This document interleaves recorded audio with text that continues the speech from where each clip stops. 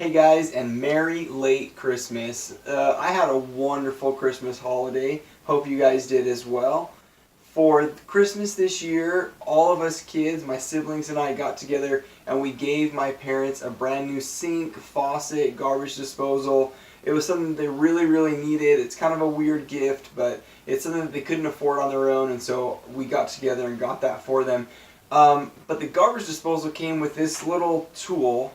It's a little key that you put underneath and you use it to manually move the blades of the garbage disposal. It helps to clear up any jams that might happen inside if something gets stuck in the blades or whatever. The problem is there's not really a good place to put this underneath the sink. It gets lost if you just kind of leave it under there. Today I'm going to use my 3D printer to try and come up with a good practical fix for that. It's time for class. I got projects that you wouldn't believe. Science stuff, 3D prints and student machines. Na na na na na na na na. It's a Carol thing.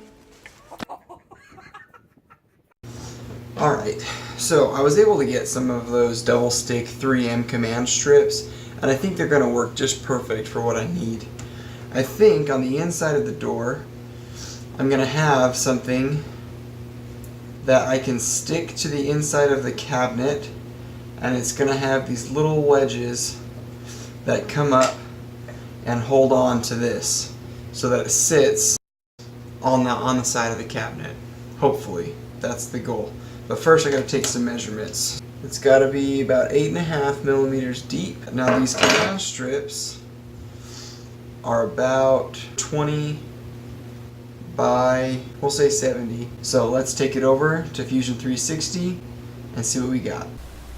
Alright guys, so I loaded up Fusion 360. I'm going to go ahead and draw a rectangle. So I'll push R, select the axis that I'm going to use, and then I'm going to draw it. The dimensions that I said were 20 millimeters by 70 millimeters. I'll extrude that out to 3 millimeters. I'll push E for extrude, 3 millimeters. It just needs to be strong enough to hold the brackets. Now I'm going to draw another set of rectangles on here. I know that there's a better way to do this, but my Fusion 360 skills are not the best, so this is the easiest way that I could come up with to do it.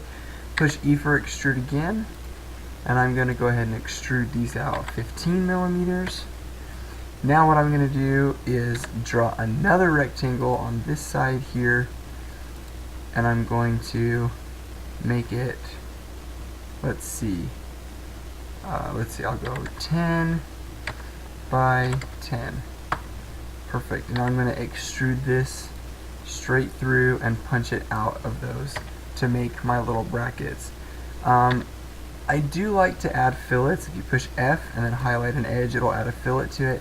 I like to add fillets wherever there's going to be stress applied to something, so even though this isn't going to be holding very much weight, I'm going to put a 2 millimeter fillet on those edges, and that's going to give me a little bit more strength in those particular areas. So I think that's going to do it.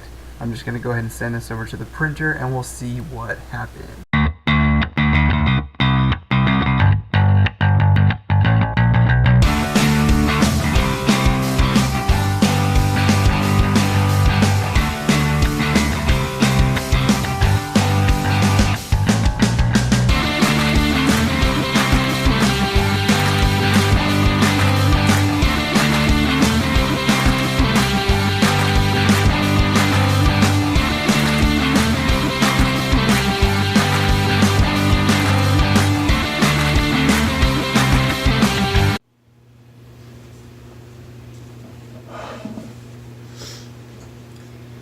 And there it is. Alright, so let's just double check to make sure that it's going to fit.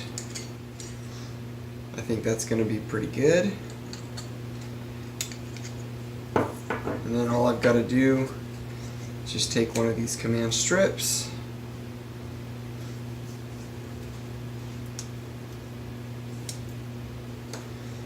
and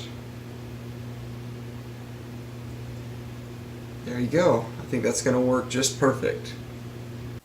Well guys, we were able to solve the problem using a pretty simple solution in my 3D printer. Don't forget to like this video and subscribe. Share it on social media if you get the chance. I really appreciate it. Every like and comment obviously is going to help me out. So I appreciate it a lot. Thank you guys so much for watching, and I will see you in the classroom.